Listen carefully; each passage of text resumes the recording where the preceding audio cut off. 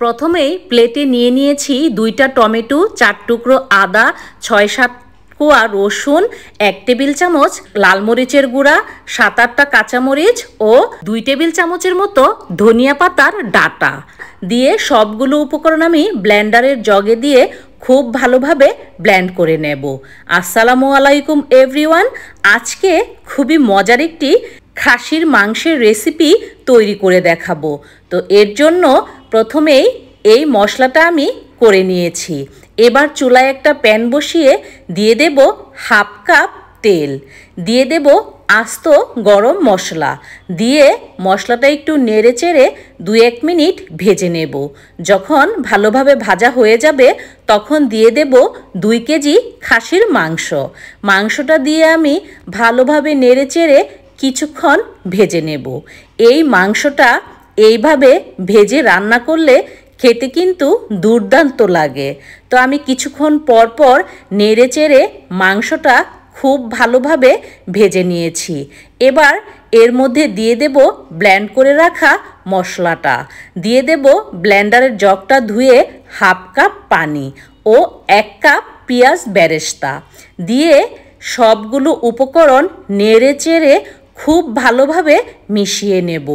এখন শুধু কিছুক্ষণ পরপর নেড়ে চেড়ে এই মাংসটা খুব ভালোভাবে কষিয়ে নেব।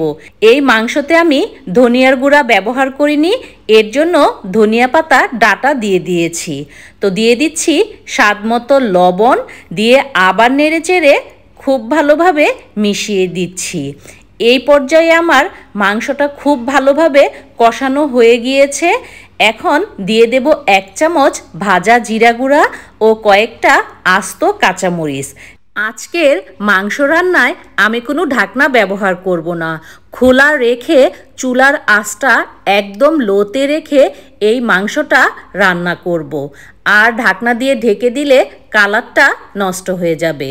তো দিয়ে দিচ্ছি এবার 3 কাপ পানি ও হাফ চামচ গোলমরিচের গুঁড়া দিয়ে নেড়ে চেড়ে এবার রান্না করব একেবারে মাংসটা সিদ্ধ হওয়া পর্যন্ত। তো দেখতেই পাচ্ছেন এই পর্যায়ে আমার মাংসটা প্রায় হয়ে এসেছে, একদম ভুনা ভুনা একটা ভাব চলে এসেছে আর কালারটাও মাশাল্লাহ অনেক সুন্দর হয়েছে। খাসির মাংস তো আপনারা বিভিন্নভাবে খেয়ে থাকেন, আজকের রেসিপিতে অবশ্যই একবার ট্রাই করে দেখবেন, আশা করি অনেক বেশি ভালো লাগবে। গরম গরম ভাত, রুটি, পরোটা, পোলাও সব কিছুর সাথেই খেতে পারেন। তো আজকের রেসিপিটি যদি ভালো লাগে লাইক, কমেন্ট ও শেয়ার করতে ভুলবেন না।